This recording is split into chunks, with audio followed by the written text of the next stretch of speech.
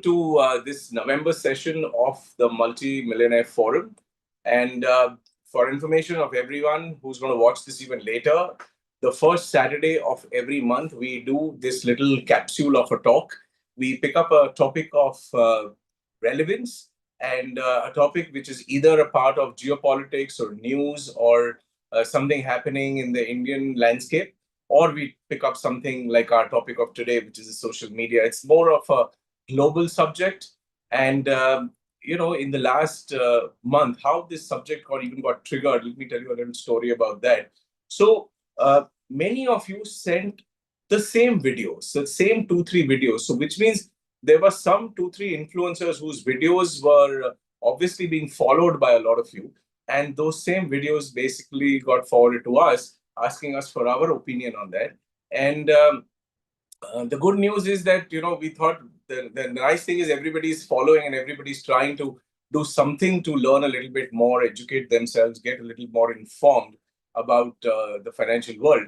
And at the same time, what is happening is people are wanting to engage into a conversation. So that's the good news. But then that's basically what triggered us in saying that, in a way, sometimes this has become a bit of a menace. But anyway, you will see and you will conclude at the end of this session whether this menace is good for us or this menace is, to be avoided completely. So let's go into this presentation one by one. And before we actually go forward, like always, this is purely an educational purpose video. It's a podcast. It's free of cost. It's always free of cost for everybody. We don't provide any buy and sell recommendations. There's nothing about any product or reference to any institution. And, we are fully compliant with all the rules and regulations that are prevailing. And we speak in capacity of, someone who's wanting to give a friendly information and educative information, no advice, nothing whatsoever. And, outside of this multimillionaire forum, we are brokers and distributors of financial products. But for the next 20 to 30 minutes, while we speak about the social media menace, our topic for today, we will not make any reference to any person or any institution whatsoever. We will just talk in generality. After that, we will close and we will have a Q&A session, a little discussion session. And there we can have all sorts of discussion that we want to have, or questions and queries that are in your mind. So why we think that this is like a little bit of a recipe for disaster. See, what's happening is there is so much information that we are hit with, and that information is endless. So in a way, when we sit down on social media, when we are even checking out something, before we know, we spend about 30 minutes to 45 minutes, an hour, sometimes 2 hours. And at the end of it, whether we really gained something out of it or not is a separate question. But a lot of times, there are a lot of behaviors which we've observed and which could actually lead to a bit of a disaster. And there are two, three behaviors which are very, very, very stark, very visible, and a little concerning, and which is why this whole subject has been brought together for all of us today. So, moving on, how much time do you think we are actually spending, on social media? See, this is some research done by certain data portals. We're not experts here. This is not our research. But I think this seems fair. It says that we're spending about 2 hours plus or minus on social media. We're spending about 6 hours online. Now, 6 hours is a little debatable because, even while we are working, we are online. So I don't exactly have the definition of what they mean by online. But out of this entire piece of data, what we will actually focus is on two platforms or two data points. One data point is, yes, Manish, I agree with you that for working professions, most of the time they're online. But we are going to focus on the fact that we're spending 2 hours on social media and whether or not that's a profitable and a beneficial use of our time. And the other very interesting data point here is that we are using about 7 platforms. So which means top of my mind, which I can think of is, Facebook and Instagram and WhatsApp and maybe LinkedIn, maybe X now, Twitter, maybe 5, but it says 7 platforms that we're using. So, again, like I said, we're not experts here, but it is a little bit concerning, right? There are 7 platforms that we're using, and we're taking this time out of our usual work hours or our usual 24 hours. So somehow social media has been given almost 10% market share of our daily timetable. So, and that's a significant amount of time, right? So let's move forward. Let's basically understand why this is uh, a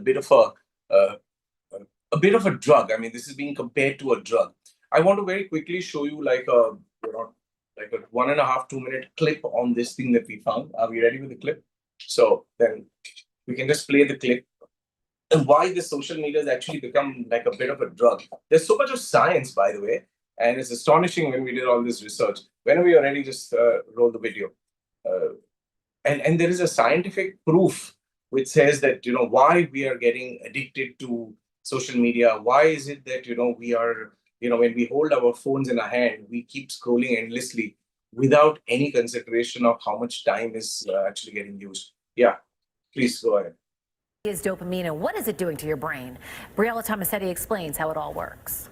Most of us have experienced it at one point or another, the euphoric feeling when that latest Instagram selfie becomes a huge hit, like suddenly pouring in from friends, family, and followers. It just so turns out social media platforms leverage the same neural circuitry as slot machines and drugs to keep us satisfied and coming back for even more. What happens when we get a like on an Instagram feed is that we get a release of the neurotransmitter dopamine in the brain's reward pathway, and we feel pleasure. Dopamine is a type of neurotransmitter or chemical in the brain. It also plays a major role in how we feel pleasure, helping us to strive, focus, and find things interesting. Anna Lemke, a professor of psychiatry and addiction medicine at Stanford University, explores that connection in her book, Dopamine Nation. Things that are addictive release a lot of dopamine all at once in the brain's reward pathway. And our primitive brains were not adapted for those high highs. Lemke doesn't just compare social media to an addictive drug. She believes it is one. And it's the reason why we're so glued to our smartphones. We can enter compulsive overconsumption that exactly mirrors what happens when people get addicted to drugs like cannabis or alcohol. Once that dopamine high wears off, we're often left feeling even worse than before. The universal symptoms of dopamine withdrawal include anxiety, irritability, insomnia, low self-esteem, and depression. But that next hit probably won't be as rewarding. The result is not just that we go back down to baseline levels of dopamine, we actually go below baseline levels of dopamine. So we enter a little mini deficit. Believe it or not, you may need to actually take a break from social media and get your fix in a different way. Lemke says exercise, ice water baths, or even reading a book are all good alternatives. If we can just resist the urge, then ultimately what happens is that our brain starts to regenerate our own dopamine and our own dopamine receptors and to reestablish baseline homeostasis so that we're not as mentally preoccupied with checking our phones. The result may not be instant gratification, but it'll likely be even more rewarding in the long run. Briella. Okay, thank you for that. So, I mean, she says that if you can find a fix, and she's comparing this thing with cannabis, and she's comparing this thing with alcohol. So, point is that when an alcoholic becomes an alcoholic, I mean, when he would have become an alcoholic, if he has that 30 ml of the alcohol, it's not giving him that much reward and satisfaction. And then his need increases over a period of time from 30 ml to 60 to maybe 90 to 120. So every time his body sort of wants that alcohol, the dosage is higher because to get the same reward, you need that higher dosage. And she says dopamine is almost at base level. So which means, it's a big worrisome thing. We need to think about our children and even ourselves in terms of how much time we are spending. And it's not so easy. I mean, she says do exercise, read books. I mean, but we know this better, right? If you have addiction, it's not so easy to get rid of that addiction. The willpower you need is that of iron and steel, and the kind of willpower that moves mountains. It's not so straightforward. But the problem is there, and it is a drug, which is sort of more than clear.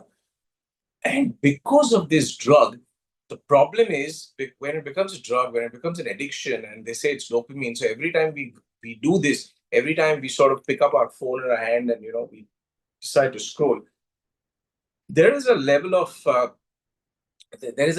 satisfaction which is coming in. So you want to do more and more of that, and that's why we get hooked onto it, and we spend a lot more time on this. Now, financially speaking, what happens here? Thank you. So yeah, we spoke about this, and by the way, this is something very interesting. Can you just go back for a moment? So on one side, it's already hooking us, right? It's giving us that craving where we need to come again and again to that, and which is why we are obviously spending a lot of time. The other problem is that these softwares have become so clever that they know what you like. They know much more about you than what you can even possibly sit down and write about yourself in the next 1 hour. So they use very fancy formulas and algorithms, as they call it, and they give you the same thing. So if you're, for example, interested in a beach holiday, from everywhere they're going to give you, information on beach holidays. And not only that, I am told that with technology and for the people who have that Siri and all these things on, even the phone is listening to you, even your Alexa is listening to you, and then your Google account is obviously connected to everything. So every time you open your email, you'd be surprised that I was just having a conversation about this about half an hour back, and it's already showing me an advertisement the moment I get into my Gmail or something like that. Of course, it affects mental health in a very, very crucial way. But anyway, mental health and all of that is a topic for another day. But the fact is that this addictive nature can actually lead us to have some serious financial repercussions, and we are in that space, so we'll focus in that area.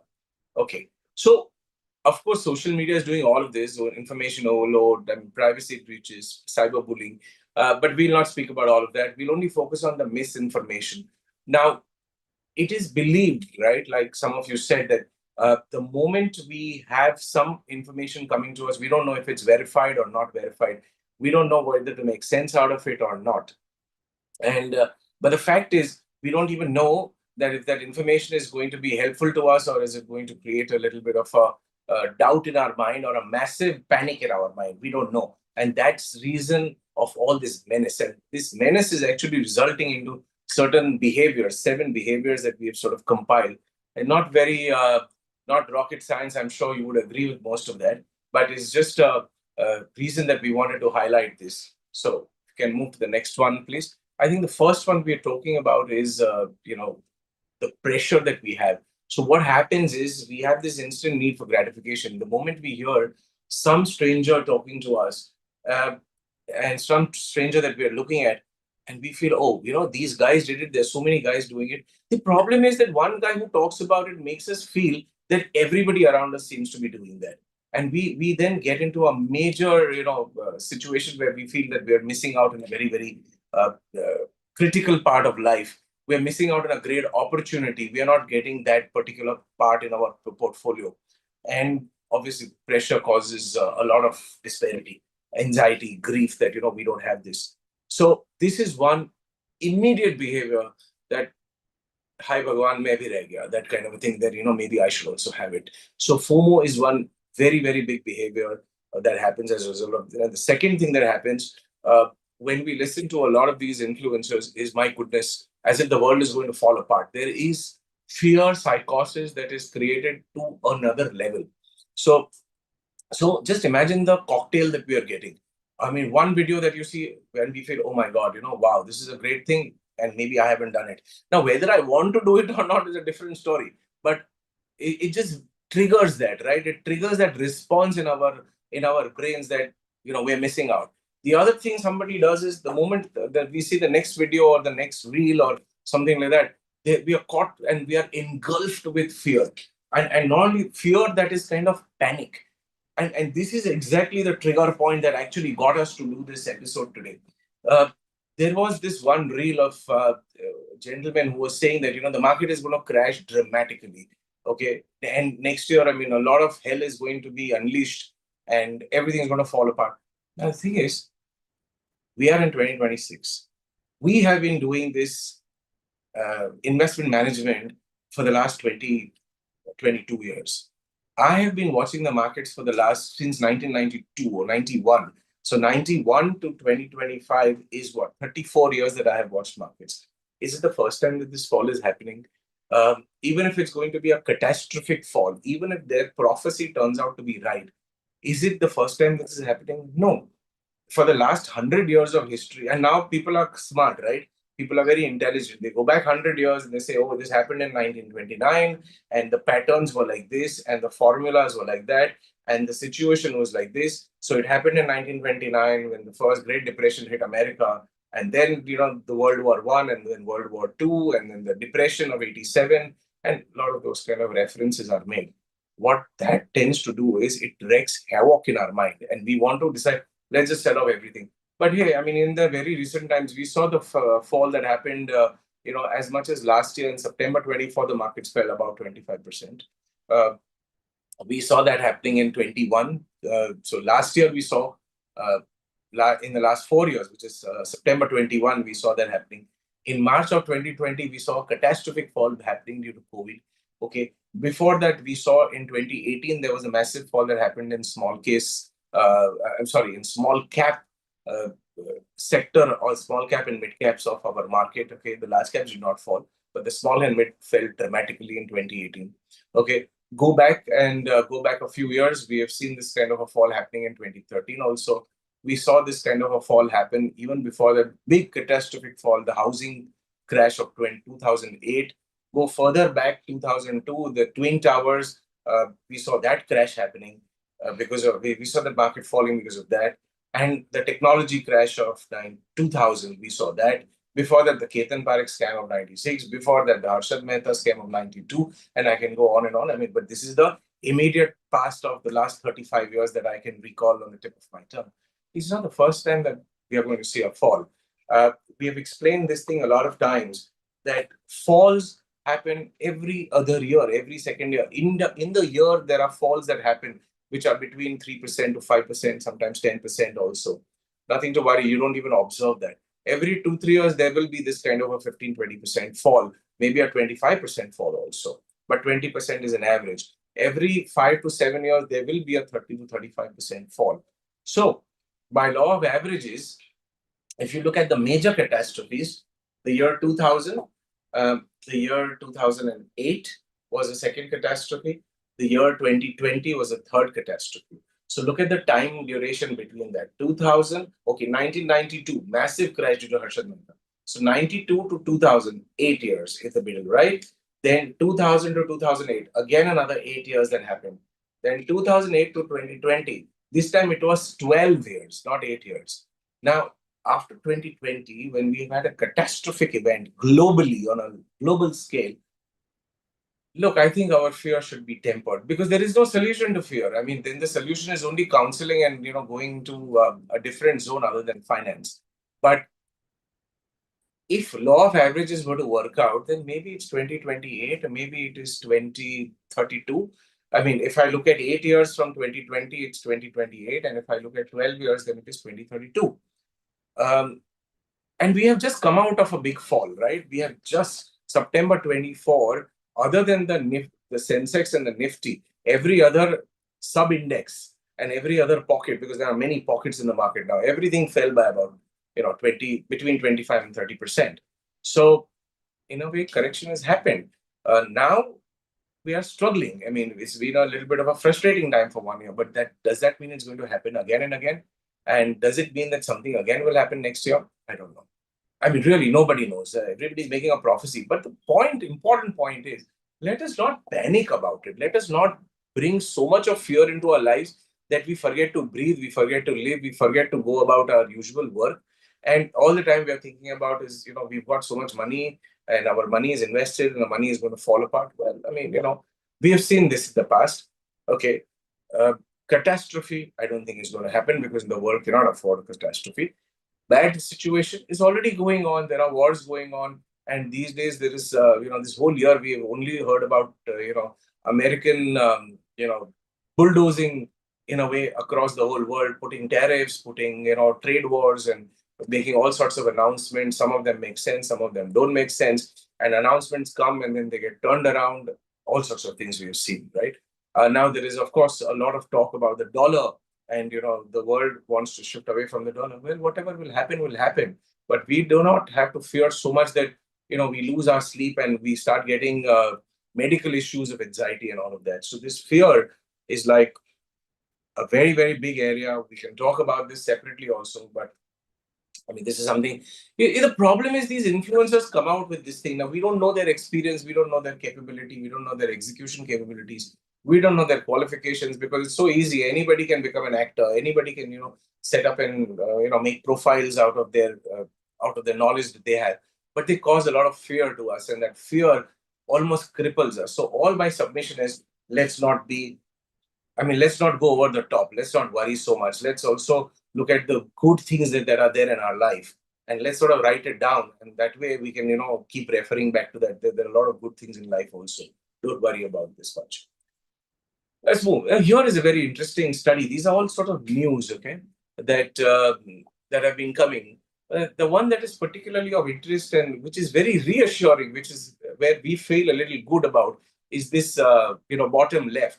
So SEBI has been very active in taking down a lot of influencer accounts. If we can just point out so that everyone knows what we are talking about.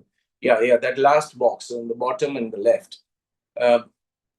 So they were thinking, basically, it's very unfortunate, but the regulator thinks that, everybody is a fraud and everybody is trying to do mis-selling and everybody is doing this thing. But very nicely and thankfully, they themselves made a study and they seem to have published that 93% of the Indian investors, they found influencers to be moderate to highly credible. That's good news.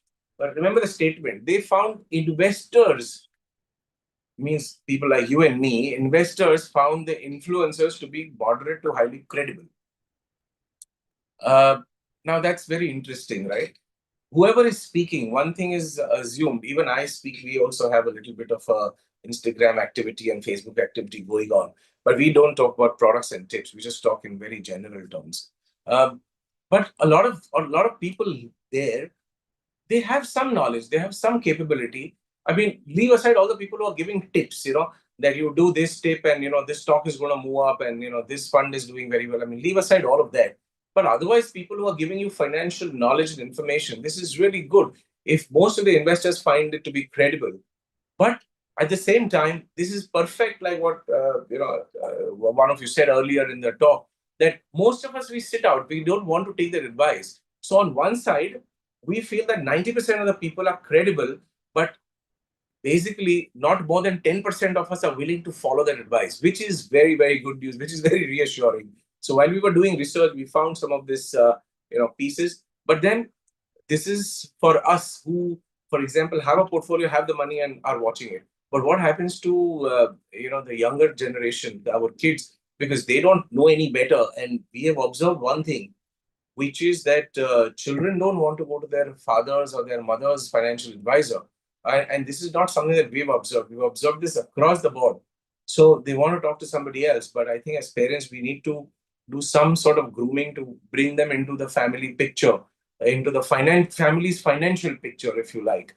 And that way, I think we can prevent this generation from straying away. See, this generation needs to be told that there is somebody who's got experience. There are certain check boxes a person needs to fill up, needs to have knowledge of finance, understanding of finance, has to be, having done that for a while, has an office, and everything is structured. Then, if all these boxes are ticked, then, you sort of work with that person, meet other people, find out other things, increase your knowledge, but don't sort of think that whatever some random person is talking, some stranger is talking, is gospel truth. Okay, let's play. Okay, now this is another very interesting thing. See, a lot of times we've seen some of these reels that have come to us through some of you. See, a lot of things, they don't apply to us. I mean, if they are talking about, a very popular one these days that is doing the rounds is why Warren Buffett is sitting with a lot of cash. But that's because Warren Buffett thinks that the market is overheated. Maybe he's waiting for some other opportunity. He has his own reasons, the real reasons that we will never know. But the fact is, maybe he feels America is overheated. Maybe there is a problem in America. See, also, he does not invest all across the world. I mean, a large majority of his portfolio is in American companies. So if he feels that America has a problem, maybe he wants to keep some powder dry. Maybe he wants to keep 30% of his entire portfolio as cash holdings, so that when the opportunity is right, and he's known to do that, Berkshire Hathaway will go ahead and make an investment there. Now, if we look at him and saying, if such a big man is holding 30% cash, then are we so smart that we are not holding any cash? But hey, he's in America, we're in India, we're in a different phase of growth, we're in a different geopolitical situation. America is, I mean, right now the pressure of their loans is unimaginable. I mean, imagine that your net worth is 1 crore and you have loans of, 2 crores. What will you do? How will you, I mean, on earth, how will you pay it? Today, there's a situation where America is probably not going to be in a position to even pay those loans off. So, please, I mean, advice may not even be relevant. Okay, that's all we're trying to say. Here's something from a very positive side. A lot of times, look at these reels as, like a pure educative thing. I mean, not information, right? Education. If you didn't learn something, really, I mean, don't waste your time, because at the end of 45 minutes of you spending time here, I think we need to have a little bit of a status check. Did we learn something? If not, then why the hell do we do that? Then may as well go to those accounts where we like and only follow those. My personal choice is YouTube. So I tell you what I do. Every time I'm driving to office, I go to YouTube in the morning and I put up something. Now, whatever I'm seeing, whichever 8 or 10 different things I'm following, it keeps, giving me videos similar to that area, to that subject, whether it is spiritual or whether it is finance, or whether it is gold, or whether it is, something, related to investments, but it'll keep bombarding me with the same thing. And then, that's good education, because in 1 minute, there's very limited amount of activity that you can convey. But if you have it for 20, 30 minutes, I think it's a good idea. You get to learn, you get to learn a lot more. Okay. Now this is a very, very dangerous one. These are people where we will never know. See, what happens is a lot of times there are people who are talking about one thing because they have a lot of followers and they want to, spread the word. This is like a danger. I'm not saying this happens. I've not seen an example, so I can't. But this is, I can't be sure. So, but this is a absolute fact. This happens all the time. This happens on television also. And which is why, if you remember, there have been cases of front running, right? Where SEBI has, banned certain TV anchors, and certain people were, put under scrutiny, put under an inquiry, because what they would do is they would tell you one thing, and personally behind they would do another thing. For example, they would tell you that this is a great stock to buy, and on the backside they are the ones who are selling it. So it could be a very, very dangerous game, a vested interest game. So now this is very easy to happen. We will not even know. So especially if you are following somebody who says, especially in the market, that this is a good thing to buy, this is a good thing to sell, I think we must treat that with an enormous amount of caution, because you don't even know what's happening. And the kind of losses that will follow is sometimes unimaginable. And if people are doing, see, sometimes, what happens is greed gets the better of us. Somebody tells us that, look, this investment is a fantastic idea. And what we may want to do is, we will not only do that investment, but we will do that investment with futures. We will take a leverage. We will go 5 times way beyond our capacity, and we will try and make a jackpot out of it. And if it goes against us, it becomes disastrous. You go back a few years in terms of the losses that accrue. So very dangerous to sort of follow this and actually make decisions. I know a lot of us don't, but we are humans. We can get swayed, and we can get overwhelmed with greed sometimes. And it seems like such an obvious thing to do, and then there's repentance for many years that comes. Yeah, I mean, this is like a very obvious thing, right? So what is happening, in these days? People are talking about a lot of knowledge, right? I want to talk for a minute about this. See, what's happening is a lot of people are coming and saying that, oh, this is so simple, even a kid can do it, even a 10-year-old kid can do it. So what happens is we just feel that, what the hell? I mean, what have we done in our lives? What have we learned in our lives? If a 10-year-old kid can do this, and if this guy is saying this, and if he seems to be very successful, and he seems to be charging so many lakhs for a course, and he says that, look, I mean, if a kid can do it, then, I mean, you tend to feel, am I really foolish that I haven't done this so far? And then the selling is so powerful, and then you sort of almost fall for it, and you sign up for the course. Now, when you sign up for the course, no harm done. Any education is great, but remember one thing, nobody is really teaching you how to read a balance sheet and how to arrive at your own decision. That's very boring, right? They will open the chart and they will show you some technical indicators. So if this indicator happens, this is a buy signal. And if this happens, it's a sell signal. So you feel it's like a child's play that, let us go ahead and do it. Because signals will keep happening. You are not making the signals. Signals are emerging on their own as the market is moving. And then you make your own strategies, whether the strategies for 1 hour or for 4 hours or for one day or for a week or for a month. I mean, and then there are selling of courses that happen on every different level. There are hundreds of, indicators. This is software, right? So there are hundreds of nuts and bolts to the software. So maybe we look at this indicator and the combination of this plus this plus this is my strategy. It's an ocean to sell, but no harm done doing that, like I said.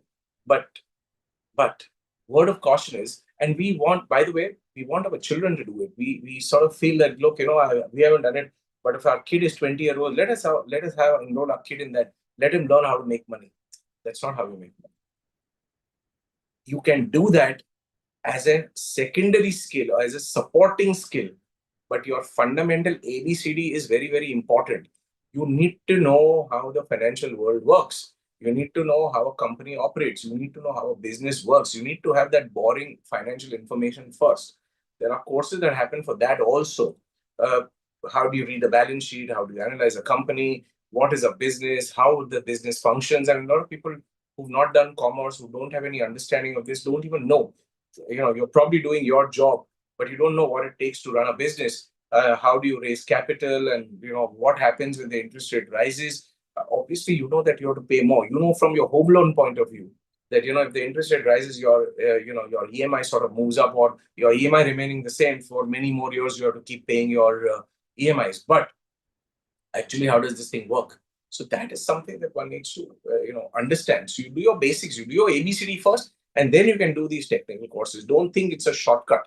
A lot of people today fall for it with a shortcut, and the biggest scam that is happening, and I want to call it a scam now, I don't know, is that there are more people to teach how to make money than they are actually making money.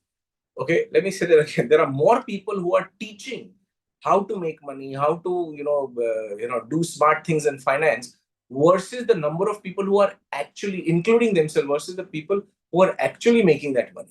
So if we are making money, and if our portfolios are at a compounded rate of 15 and 18% for the last 8 years and 10 years, then we are that minority who are actually making the money, and the rest of them are actually fooling everybody else and playing on their emotions, getting them to sign up for courses, and as a result of which you will sign up, but you will have disappointment that I spent so many lakhs of rupees. Or worse, I borrowed money, went into this course, and it's been about a year and I have not made money. These stories are massive. These stories are floating everywhere, but they don't come to the surface, which is why I think it's almost like a scam. There's no shortcut in life. There's no shortcut in education. You can't go to your 10th standard. No, I mean, you're born, you don't go in. I mean, you're 8 years old, you have to go to first standard. You can't go to 10th standard. And if you're in the 10th standard, you suddenly cannot do PhD. You have to do everything. You have to go through that process. You have to go through that ladder. If you don't go through the ladder, shortcut, nothing happens. Okay, let's come back to the presentation. So, these are the behaviors that we wanted to highlight. And what we've done now is, after these behaviors, I mean, there are some 15 financial mistakes which we've compiled, which we tend to do very often. Some of them are not mistakes; they are behaviors also. But very, very, very briefly, I will just kind of go through all of them. And these 15 points are like a summary of the last 25 minutes or so of what we have spoken. Okay, so starting with the first one.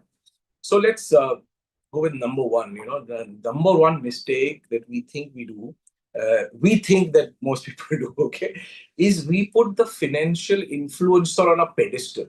Suddenly, we look at them, we hear them, we want to act on their advice, and we feel compelled that we want to act on their advice much more than the advice of the person that you have been working with for so many years. At least you want the person that you're working with to beyond all doubt eliminate and tell you that this advice is wrong. But this advice may be right. We'll talk about that later on. But the problem is we don't want to put that person on a pedestal, Because when you put a person on a pedestal, then whatever comes from the top, you think that is gospel. And everything else that you feel is worthless. And that plays, I mean, every such mistake, especially social media, it wreaks havoc with the mind. So we cannot put the influencer on a pedestal unless the person has really earned it and you have done your due diligence to actually find out that this person is really, really experienced and credible. Okay. Okay, let's come to mistake number 2, which is that we feel a lot of times that our advisors are not giving all the information to you. And why do we feel that? Because we listen to some YouTube video, and in that YouTube video, the YouTuber said something, and we felt, oh my God, my advisor never told me that. But maybe your advisor thought it was irrelevant to tell you that. Maybe your advisor thought it was a mundane thing. Let me give you a fantastic example of this. A lot of people have started saying mutual funds, you can go direct. And what that direct means is you don't need a broker, you don't need an intermediary for that. You can directly approach the mutual fund through their website or through their call center, and you can make your purchase. But only the ones who've been investing a substantial amount of money, and for 10 years, that this is not like a clear trip where you just want to book a ticket from Mumbai to Bangalore and you just go and in 2 seconds you book a ticket, transaction done, no more risk. What's the risk? Worst case scenario, you lose your money if you want to, change your schedule. But here, this is a financial decision. Financial decision is massive. You can't suddenly operate without somebody. And now SEBI has actually brought this direct mechanism, but that's not meant for most common people. It is meant for corporate houses who got their huge treasury department. This is how I feel. And then, they have people employed to do everything. It's meant for them. It's not meant for people, ordinary people. I mean, imagine you want your capital gain statement, you want any servicing, you have a problem, where do you run? God forbid something happens to you, how will your children inherit? You need a financial firm in the middle. I don't think finance is such a frivolous thing like booking a ticket from Bombay to Delhi or something like that, where you can actually replace and go direct. And by going direct, you're only saving about a 0.25% or maybe 0.5%. Is it really worth it? It's something to think about. Okay. So the next point that I have is, a lot of times popularity is confused with credibility. Just because this person has got like a 1 million followers or like a 500,000 followers, does it really mean it is credible? What we spoke a while ago, I think it cannot really directly compare with the experience of your financial planner, your advisor. Is that person even capable of executing most of the things that he's talking about?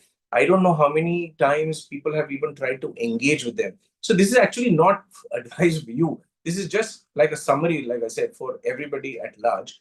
But you can't confuse the fact that somebody who's very popular is also very credible and has enough experience and credentials to talk about that subject.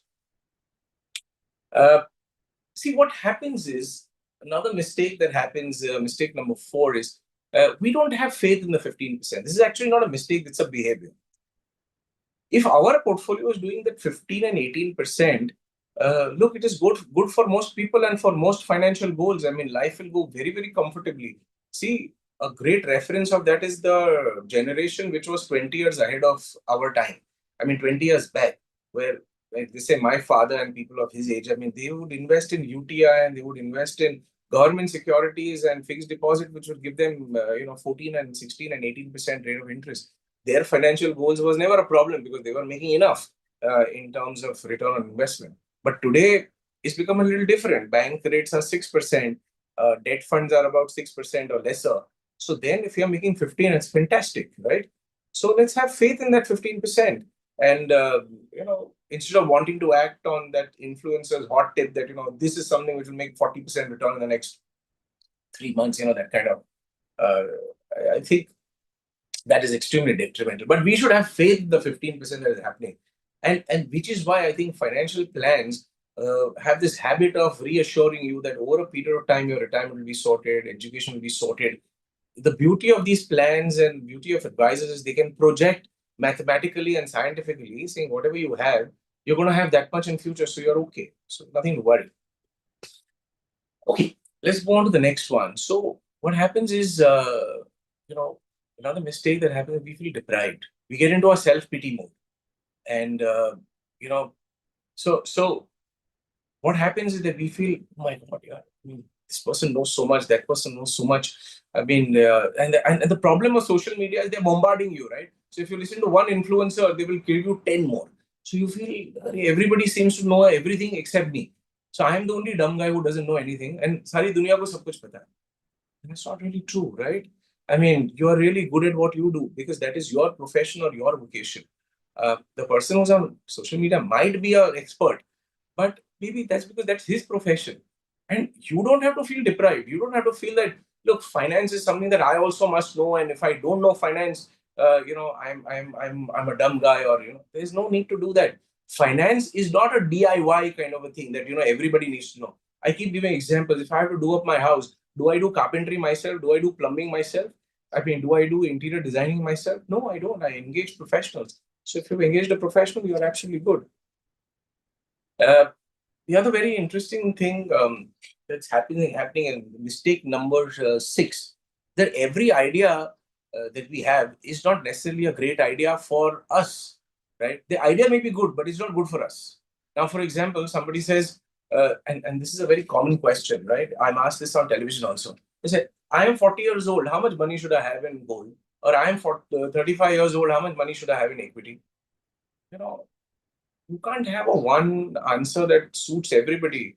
You know better. I mean, you most of you have been with us, so you know that everything is dependent on your goal and your financial circumstances and everything else. So that model portfolio of one answer sticks all. That is good to consume on television, good to consume on social media, but it is very bad to follow in reality. Somebody might come and say that somebody might have an opinion. Oh, in today's time, I think you should have 40% in cash. Now, the moment you say 40% in cash means your mind just starts short circuiting and you feel, oh, you start panicking. Oh, my goodness, I have all my 100% in equities. 40% this man is saying in cash. So at least let me come to 30% in cash. Or pata, fir kya hota hai? Maybe the market goes up and then you feel, oh my God, what a mistake, what a blunder I did. So every idea given is not a good idea for you. The idea itself might be good. Okay. Another thing that we found is information overload, and which is information overload is equal to garbage. Basically, watching different market videos of different people leads to more confusion than clarity. So the point is, if we are interested in a certain subject or a certain subsector of finance, focus on that. But if you listen to everything, consume everything that's everywhere, I mean, दरिया का सारा पानी अगर पीना है तो then it leads to a lot of confusion and you are more confused than ever instead of being more informed. So and the thing is, most people are giving you information at that point in time. You don't yourself know the history of what has happened, what has transpired in the last so many years. You are only betting on whatever this man is saying or this lady is saying. Now, may or may not be good for you. It may be true. I'm not saying it's false, but may not be good for you because your information overload becomes meaningless.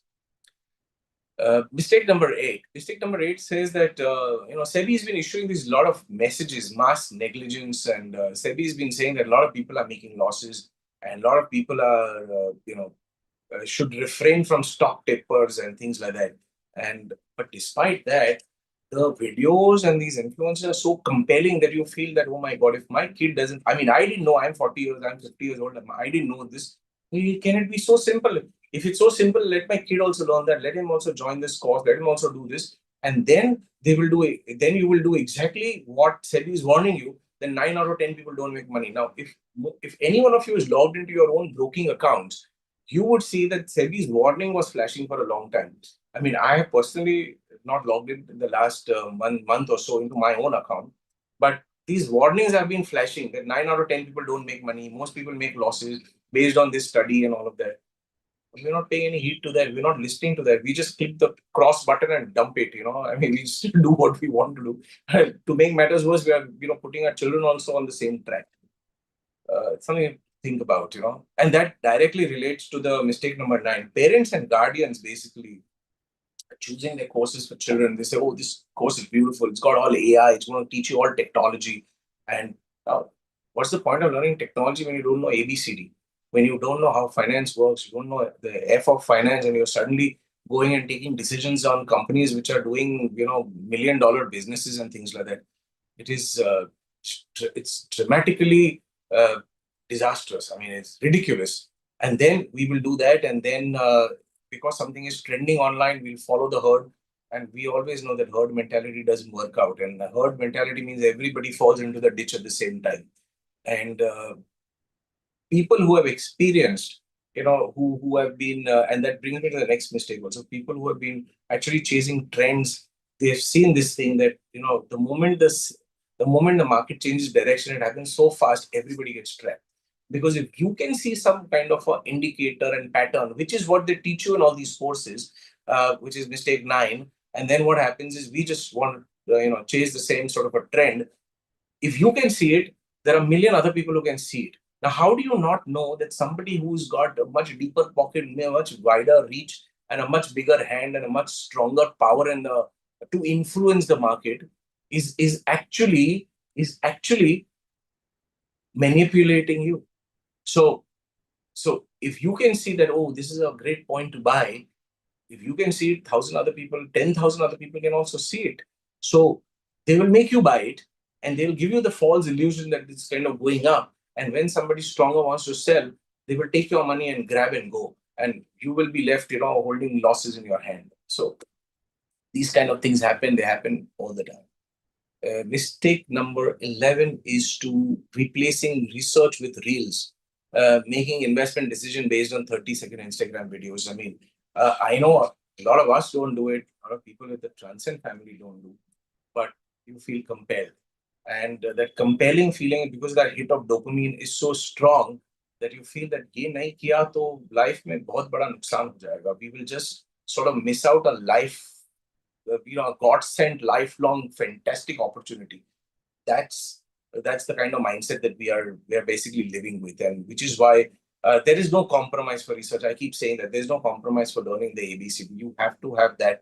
There has to be a lot of factual data to back up things. They cannot be something, just happen in a reel and you make a decision based on that. But there are people who do it, right? And that's why this becomes a mistake. Next thing is that believing everybody's success story is real. See, the fact is, as a human being, I will only post what is really the best thing that I have done. I'm not going to post all the other 25 mistakes that I have made. But in one particular thing where I have got a fantastic rag to riches story, where I probably invested 10,000 and I made 3 times that money, and I made that, like, say, in like a year's time or something like that, I will want to brag about it. And then that makes other people again feel deprived. See, these things are so psychological. They're just playing with the mind, right? They're all so interconnected and so tightly. And it's endless list of scrolling. They just keep hitting you with more and more, more and more. I mean, you like 1, here's 10. You like 10, here's another 100 behind. But that's the whole problem. 1% success story. He got one success in one financial decision. That doesn't mean he's got success in at least 80% of his decisions. But then that's how it is portrayed. Even the ones who are selling things are portraying something like that. That, this is how I did it, and so clever, anybody can do it. You can also do it. Come, hop on board. So, it never happens. And we never post our bad moves or our bad decisions. We only post the good things on social media. So that is a very, very serious red flag to kind of watch out for. Okay, the other thing is very interesting. This is mistake number 13. Ignoring your own risk profile and appetite. Now, this is something that we've seen. See, this is risk tolerance, okay? If you notice, and I keep saying this thing in public sessions, that you start investing in equity shares when you have enough experience. So you cannot go to 10 standards straight away. You cannot go to PhD straight away. There is a sequence. There's a ladder that we need to climb, right? So you do SIPs, you come to mutual funds, you get experience of mutual funds. Then from mutual funds, you go into sectoral mutual funds so that the risk level kind of increases. You can see more fluctuation happening. Then you sort of gradually move on. So till the time you don't have 50, 60, 70 lakhs already in mutual fund, you don't go to stocks because the volatility is going to be much more. Okay. And if you want professionals to manage it, if you want PMSs to manage, then you will have to give them a significant chunk. Now, what happens is, when the whole world is talking about it, and when your friends are talking about it, when your club are talking about it, in your coffee break, when your colleagues are talking about it, you feel deprived. You feel the whole world is actually enjoying the party, and I'm the only one who's twiddling my thumbs and sitting here. So let me actually just start going, and let me just do this thing tomorrow. Now, by rule of averages, the last 30 years I've seen this. maximum people join us, or maximum people, open accounts when the market is almost at a pinnacle of sorts, when there is only maybe a 5 or 10% of that up left, or when the rally is almost getting over, because that's the time everybody's lost their patience. It's frustrated. I think he's made money, Panwala has made money, this, Rickshawala has made money, everybody's making money. I'm the only fool who is not making money. So that's the time everybody comes. And the moment they come in, you've not understood your risk appetite. I mean, are you okay if your portfolio falls 30%? It will come back. I mean, in 2 years, everything will normalize, life will be okay. But can you tolerate that 2 years of that intervening period? Do you have the mentality and do you have the nerves that you can hold on to that? That's like a very big thing. And people make this mistake all the time. They just jump in and then they realize, oh my God, what is a fund manager going to do? His job is to invest. His job, and he will invest in stocks that have, value, or, good balance sheet, good profits. But if it's going to fall, then, just the way rising tide raises all boats, a withdrawing tide also sucks away everything else that is there. So, portfolio is going to fall. You will have to bear the pain, but then the pain is not born. And then right at the bottom, frustration again triggers in, and these people walk out. And when they walk out, then again there is regret, because in the next 3 to 6 months, the market would have taken off, and the next wave or the next rally would have started. So very, very important that you have to understand the implication of your decision. Very important that you have a mentor and a guider, a guidance, professional guidance in terms of taking you on your journey. Mistake number 14 is thinking that learning is boring and understanding the rules of the game. Like I said, this is for like everybody. This is more of a behavior thing. Skipping financial literacy and spending hours watching videos, endlessly, and without understanding the nature of investment and its potential journey. And this again relates back to the first point. But the thing is, it's important to learn, right? It's important to understand what you're doing. And the fastest and the quickest way is to work with a professional, because that's the way you will learn. But otherwise, if you're going to videos, it's going to take you a very, very long time to figure it out. And then you have to have the experience also. So, I mean, you can kind of draw the time so much more. And this is so much more appropriate for the younger generation, that, you don't have to reinvent the wheel. You don't have to start doing the whole thing again. Your parents probably know that they've done the right thing, and they probably know the right people. Just go and follow that. You don't have to, go to somebody who's like you, young and, dashing and dynamic and all of that, and with all those adjectives, and reinvent the whole journey. You want someone to take care of you and to guide you. You don't want to take, you don't want to do an adventure. I mean, for your adventure, go and do bungee jumping, do whatever you want to do. But with your money, you don't want to do any adventure. So you need to learn how things work. You need to understand the basic rules. And for that, you need good counsel and guidance. So listen to those kind of videos. Okay. Listen to your parents also, by the way. And then last mistake, which I wanted to just kind of summarize, is that, forgetting that patience works, despite everything. All these videos that tell us that the world is going to end tomorrow, and dollar is going to fall apart, and America is going to fall apart, and there's going to be a catastrophic World War III and all that kind of stuff. All these things are already happening around us. The world is very different. If you talk about a war, the war is not going to happen with guns and battles. I mean, the war is already happening. This trade war, if that is not war, what is? If all these sanctions that are happening around the world, if that is not war, then what is? So everything has changed. The dynamics have changed.